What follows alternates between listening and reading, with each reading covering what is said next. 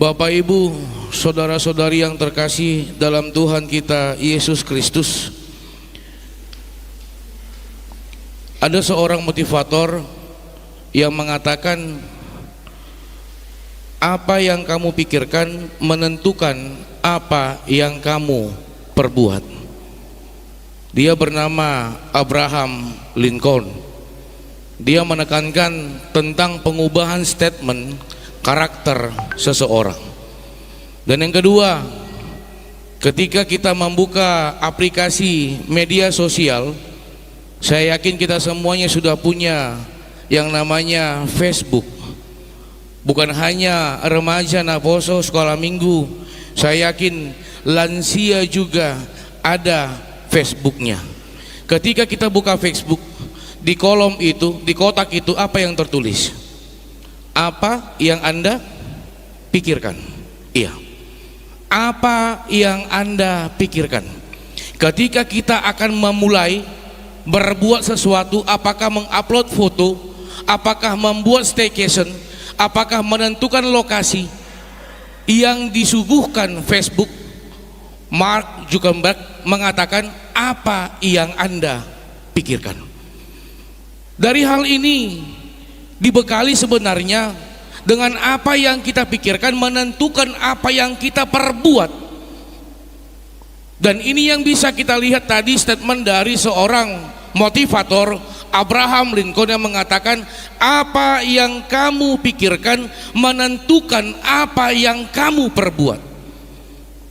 Bapak, Ibu, saudara-saudari yang terkasih dalam Tuhan kita Yesus Kristus, begitu sangat luar biasa firman Tuhan pada saat ini meneguhkan iman kita, kembali merefresh kita kembali dengan tujuan 3 pertanyaan. Yang pertama, siapakah saya? Siapakah saya di dalam kehidupan saya?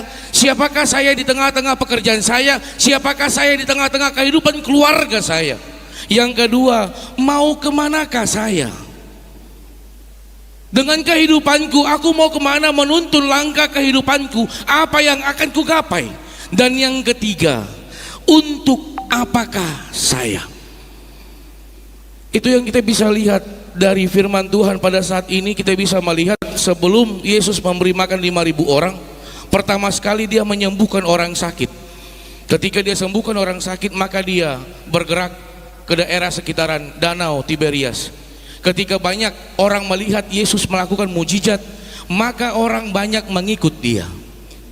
Terlepas apa motifnya, apa dasarnya dia mengikut Yesus, tetapi statement yang dia perbuat, keputusan yang pertama sekali dibuat adalah, aku mau mengikut Yesus. Ketika Yesus melihat orang banyak mengikuti dia, maka kembalilah bagaimana keilahian Tuhan yang penuh dengan kasih dan anugerah. Dia melihat begitu banyak orang berbondong-bondong mengikut dia, sampai 5.000 orang. Kalau saya gali teks ini, ternyata 5.000 orang itu hanya kaum laki-laki. Belum terhitung di situ kaum anak-anak, belum terhitung di situ kaum perempuan, kaum wanita. Tetapi kaum laki-laki lebih kurang ada 5.000 orang. Kita bisa bayangkan bagaimana ramainya orang mengikut Yesus. Bukan ada pertanyaan Yesus, apa motifmu mengikut aku? Bukan itu. Tetapi ketika Yesus melihat mereka berbondong-bondong, tergeraklah kasih, tergeraklah karunia, tergeraklah anugerah di dalam hati Yesus sebagai Tuhan. Makanya dia bertanya kepada Filipus. Kebetulan Filipus adalah yang tinggal, yang asalnya dekat daerah di situ.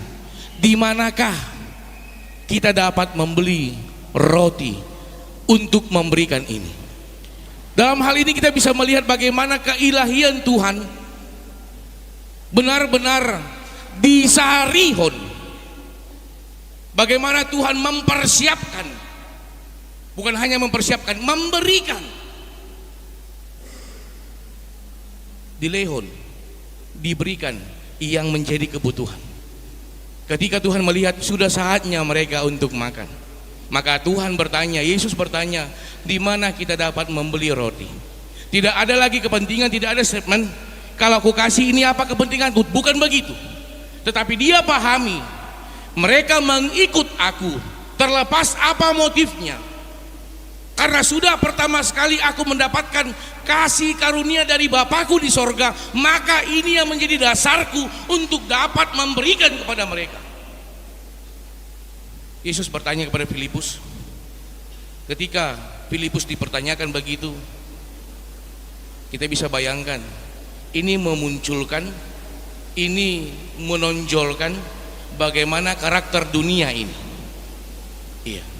Ketika ditanya di mana dapat membeli, tetapi yang jawabannya adalah nggak cukup itu. Sepotong kecil saja pun kepada mereka tidak cukup itu. Terlihat bagaimana karakter Filipus yang mengenalkan logika berpikirnya. Begitu juga Andreas, tergerak hatinya, Tuhan, ada aku lihat anak kecil. Imannya sempat berkata, mari tegur, mari berbuat. Tetapi ketika dia ingin berbuat, maka dibatasi dengan logika berpikir. 5 roti 2 ikan gak cukup di Tuhan. Kita bisa bayangkan murid-murid Yesus yang baru berjalan dengan Yesus, melihat mukjizat yang dilakukan Yesus, yang buta bisa melihat, yang sakit disembuhkan, yang mati dihidupkan. Tetapi ketika tentang masalah makanan, mereka mengandalkan bukan imannya, tetapi mengandalkan pikirannya. Bapak Ibu, saudara-saudari yang terkasih di dalam Tuhan kita Yesus Kristus, karena itu tadi saya sangat tertarik lagu kor dari Punguan Ama. Iya, lagu kor Punguan Ama yang kalau tidak salah di Sarihon, emang di Sarihondo Totongolu. Iya. Bagaimana sebenarnya menyuarakan kepada kita setiap pribadi lepas pribadi, apapun yang terjadi, apapun pergumulan kita, Tuhan yang menjaga kehidupanmu, Tuhan yang menguatkan imanmu. Kita boleh coba kita andalkan pikiran kita ketika kita melaksanakan melewati hari-hari dalam 1 minggu tanpa mengandalkan iman, tanpa mengandalkan Tuhan. Apa yang terjadi? Yang terjadi adalah sesuatu yang berisi dikalikan 0, hasilnya akan 0. 1 dikali 0, 0. 100 dikali 0, hasilnya 0. 1000 dikali 0, hasilnya 0. Iya. Kenapa? Karena setiap manusia memiliki limit, memiliki keterbatasan yang tidak bisa dia perkirakan untuk apa yang ke depan. Tetapi yang dia imani, ini yang luar biasa. Firman Tuhan mengatakan saat ini, bagaimana yang impossible menjadi mission impossible. Yang tidak mungkin dimungkinkan Tuhan. Dan sebenarnya kalau kita boleh lihat, ketika kita membaca teks ini, kita bisa tarik ke dalam diri kita. Sudah banyak hal-hal yang tidak mungkin tetapi Tuhan mungkinkan di dalam kehidupan kita. Siapa yang bisa memperkirakan bagaimana dia ke depannya? Ketika kita sampai di kota Makassar ini, tantangan yang sangat berat, tantangan yang sangat luar biasa, pergumulan yang sangat berat. Pernahkah kita perkirakan anak-anak diberkati? Pernahkah kita perkirakan keluarga diberkati? Pernahkah kita perkirakan cucu-cucu kita diberkati Tuhan? Amin. Dan ini flashback saja. Memang saya tidak ikut di dalam proses itu, tetapi saya imani setiap perkataan tentang proses itu. Setelah saya telusuri, gereja HKBP Resort Tamarunang adalah salah satu gereja pembangunan yang paling tercepat. Hanya 33 bulan. Iya. Hanya 33 bulan. Jangan lihat hasilnya pada saat ini, tetapi lihatlah bagaimana proses dulu untuk bisa membuat sampai saat ini. Oleh karena itu saya selalu katakan, jangan pernah latih dirimu menjadi penikmat hasil, tetapi latihlah dirimu menjadi penikmat proses. Dengan proses kita bisa mensyukuri apa hasil yang akan kita dapat. Amin. Bapak Ibu saudara-saudari yang terkasih dalam Tuhan kita Yesus Kristus, begitu juga tadi lagu dari punguan ina ya tahe Yesus parholong roha itu tahe Yesus parholong roha. Iya asongon agama biar kamu. Hah? Oh maaf. Oh iya pantasan dang dia lusiamu sona lansia dope hamu lansia Yesus parholong roha. Iya moloon hupang ngidu mak martoba maju hitaba betul. Iya. Iya. Ada bahasa Batak yang mengatakan begini, tapi saya yakin lansia HKBP Tamarunang adalah lansia yang diberkati, amin amin. Ada yang mengatakan begini, bahat do sonarion sian ulaoni sahala jolma bahat si ingoton alai dangadong si tiruon. Alai molo lansia HKBP Resort Tamarunang, saya harus katakan dang pola piga si ulahonon alai bahat si ingoton jala si tiruon, amin. Piga minggu hamu op adong hampir sebulan at tahe sahali marede langsung pasang badan nona kening mantap nih kamu kon marede. Iya hubir nga kaina mantap nih kaina ali hubir paling sudut bah adong inang paditan ado do lansia tahe ay ngalan siya ibana abiba so masuk do betul lansia. Iya tetapi saya katakan jangan pernah kendorkan semangatmu. Begitu juga dengan lagu Naboso dan remaja yang tadi yang sudah disampaikan. Saya ingin katakan bersukacitalah dengan lagu pujian yang kita naikkan, itu menumbuhkan iman seseorang yang mendengarkan lagu pujian itu. Ketika kita sampaikan lagu pujian itu, itulah salah satu yang menjadi persembahan yang hidup di dalam kebaktian ini. Disitulah kita menjadi saksi dengan topik pada saat ini, Yesus berkuasa memenuhi kebutuhan hidup kita. Yesus berkuasa memenuhi kebutuhan hidupku. Pertama sekali kita merasakan di dalam diri kita, maka kita mampu menyuarakannya. Omong kosong ketika seseorang mampu mengatakan damai sejahtera, tetapi di dalam kehidupannya dia tidak menemukan damai sejahtera. Omong kosong seseorang bisa mengatakan kita harus saling mengasihi, tetapi di dalam kehidupan sehari-hari tidak tercermin yang namanya saling mengasihi. Omong kosong seseorang mengatakan Tuhanlah yang memimpin ke langkah hidupku, tetapi dalam kehidupannya dia tidak pernah mengandalkan Tuhan di dalam perbuatan dan tingkah lakunya. Dan itu yang kita bisa lihat kembali lagi. Kalau boleh kita buka di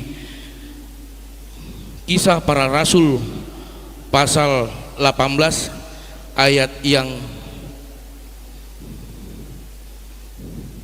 Kisah Para Rasul 18 ayat yang ke-9 sampai ayat yang 10. Saya akan bacakan untuk kita.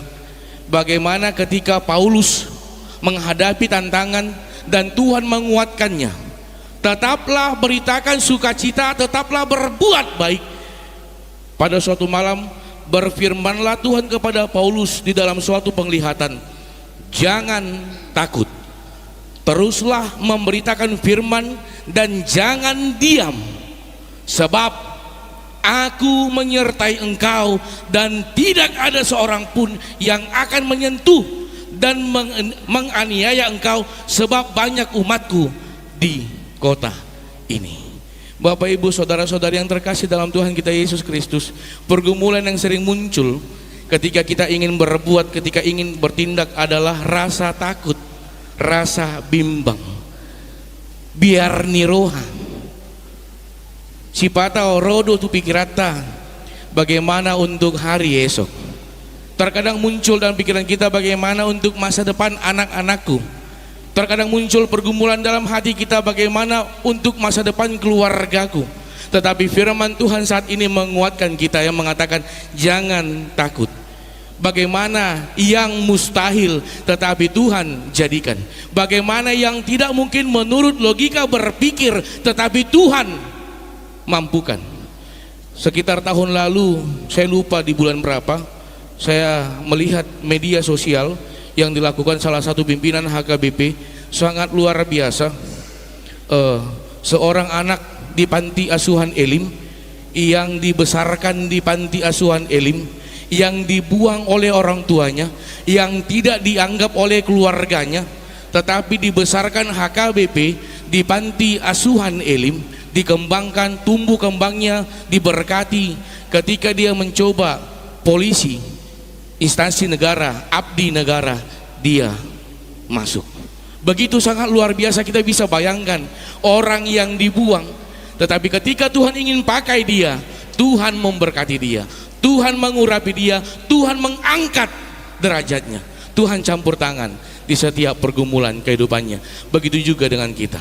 Kalau ada yang mengatakan, Amang Pendeta, saya tidak memiliki pergumulan, saya katakan itu omong kosong. Setiap kita memiliki pergumulan baik besar ataupun kecil, itu tergantung dari pola pikir kita sendiri. Tetapi Abraham Lincoln mengatakan, yaitu apa yang kamu pikirkan menentukan apa yang kamu perbuat.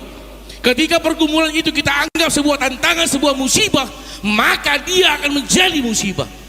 Tetapi ketika kita menganggap setiap pergumulan yang terjadi di dalam kehidupan kita, kita menganggap ini adalah anugerah Tuhan, itu menjadi anugerah Tuhan.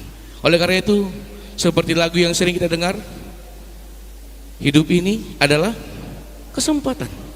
Ketika kita menghadapi pergumulan saat ini, ingatlah, kita mendapatkan kesempatan melihat cara Tuhan memenuhi kebutuhan hidup kita. Kita memiliki kesempatan melihat cara kerja Tuhan di dalam pergumulan kehidupan kita. Dan yang kedua, seperti lagu anak sekolah minggu yang tadi, sempat saya berpikir, luar biasa anugerah-Mu Tuhan. Saya bisa ditempatkan di gereja HKBP Tamarunang, jemaat yang penuh berkat dan yang selalu diberkati. Amin.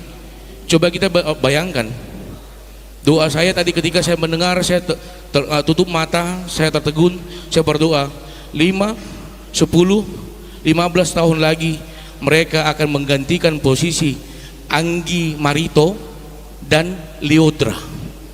Coba bayangkan, Anggi Marito, sudah itu hitam mana ada Anggi Marito tahe? Anggi Marito, Boru Simanjuntak itu kalau tidak salah. Anggi Marito sama Liodra, mereka itu penyanyi yang tadi itu akan menggantikan posisinya. Oleh karena itu nanti ketika pulang ibadah berfoto kian.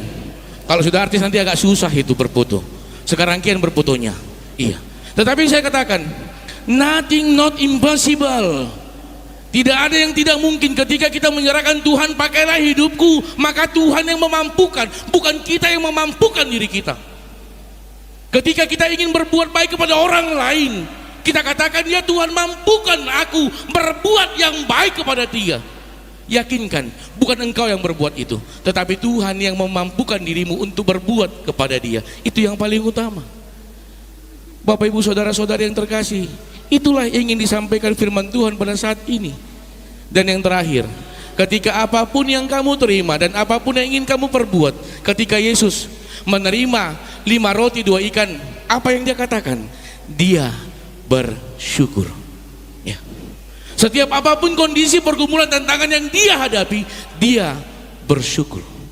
Kalau kita masih ingat bagaimana ketika akan melaksanakan perjamuan kudus Tungi di Ponggolima, sebelum di Ponggoli Parjolo di Dok Mauleate. Iya. Bapak ibu saudara-saudari yang terkasih, pada saat ini saya bukan mengatakan kita tidak pernah berterima kasih, tetapi tanpa kita sadari, terkadang kita mau berterima kasih melihat takarannya. Terkadang kita mau berterima kasih melihat ukurannya, rate-nya itu sesuai pikiran kita, bukan sesuai dengan iman kita. Pernahkah ada orang bersyukur ketika menghadapi pergumulan? Ini menjadi pertanyaan sangat dalam kehidupan kita.